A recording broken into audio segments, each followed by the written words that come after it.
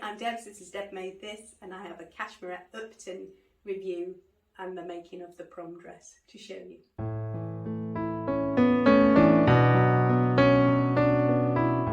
So this is it, this is the prom dress. So it took me, I think, a couple of months in total. There were at least 7 toiles for the bodice, not all of this pattern. So I will go into that in a little minute, but I'm going to just take you around this. So this, apologies that this is slightly crumpled and very mucky. I think she had a really good time. I shall put a couple of pictures in at the end of her actually in it and with me. So this is the Upton dress, essentially hardly modified at all. The only modifications I really made were to the sleeves, to the front, and aligned the skirts. This is the outside with the square neckline. This is obviously on my mannequin, so it doesn't fit it like Ree does. We have added these chiffon sleeves, and the cuff I just put in a little round elastic because that seemed like the easiest way to do it in the most invisible way. And they are French seamed seams, but they're a little bit chunkier than I would have liked, but this is poly chiffon, so I think it's fine. The other change that I made was to line the skirt and add this slit. And this is the back, so we've got the V-neck with the invisible zip. I was quite pleased with the invisible zip and with my matching at the centre back, which was good. You can see she's had an enjoyable night out in that. I think she's been sat on something at some point. It has these lovely princess seams in the back, which made fitting really nice. I just took a couple of a centimetre out of each of those.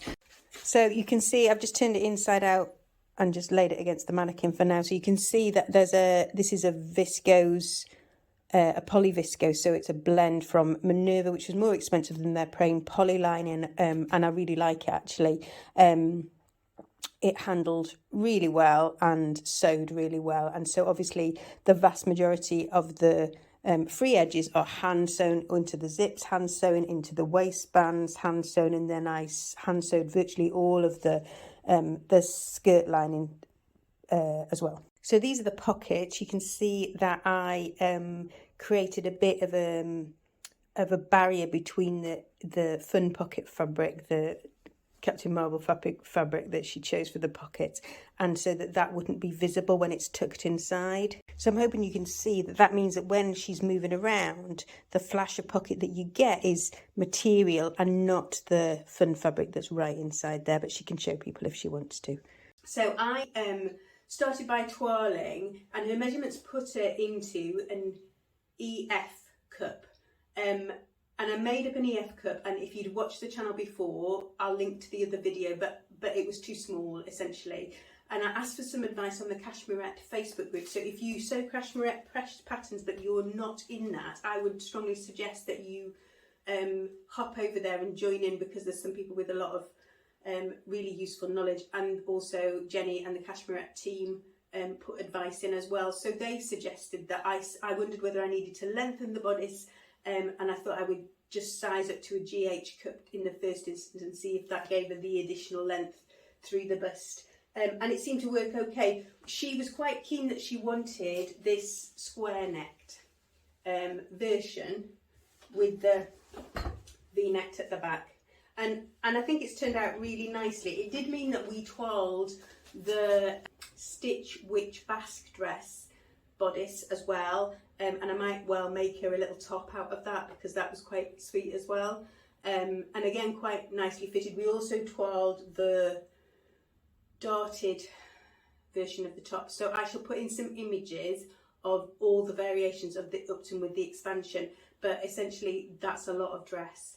It's also beautiful. I have only made Cashmerette knit patterns before, but I was starting to come to the conclusion that they're really beautifully drafted, even for somebody who doesn't have as curvy a figure as my big girl does. But this has absolutely convinced. Just take you through a few things about the pattern. So the only changes I made really were aesthetic ones. So she wanted a sleeve, so I did toile the sleeveless bodice.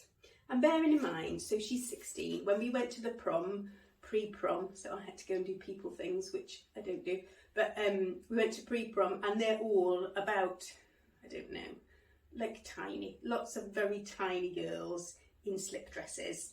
And then Maria walked in, but she was, do you know, she was so confident in how she looks, and I just thought, what a blessing, do you know, that I can make something exactly as she sees it in her head, and it might not be to anybody else's taste, but this is what she saw, and she felt beautiful. And do you know, that's flipping epic, isn't it, that we can do that for people? So we have this organza. I don't know what in the world possessed me to suggest a polish chiffon sleeve might be a good idea, and then obviously to have to French seam it. But there you go, she's got a polished chiffon sleeve, which means when I've done the bodice, the way they have you do it is that you turn the rest of the seam allowances in, and then when you line it, you kind of encase those into the lining, so that's hand sewn inside there. It looks on her pictures like it pulls a little bit, but when she's standing without her hands in the pockets, I promise it doesn't. It sits really beautifully across her chest. The slit was something that she wanted. Not that you need it for ease of movement with this, because it's a beautifully just the right width. It skims really nicely over the midsection, and then has got enough width that you could dance or do whatever you wanted to in. I lined it just because I'd lined the top, and then all of a sudden, with 2 days before, I decided I wanted to line the skirt as well, because I thought it would, she would flash her lining when she was dancing. I made the lining up the same as the skirt, and then I hand stitched it essentially in all the places. So it's hand stitched around here, it's hand stitched all the way around the slit, and I just had to make sure that it was hanging okay. She has pockets, obviously, at her request. So the pockets are Captain Marvel pockets. We have some of that material left, and it's likely to become a Gilbert shirt dress, I think, or a shirt and some little shorts or a skirt or something. It's like a little matching set, but we'll see, because we have a sixth form wardrobe to design next. So I'll say bye for now. Happy making, and take care.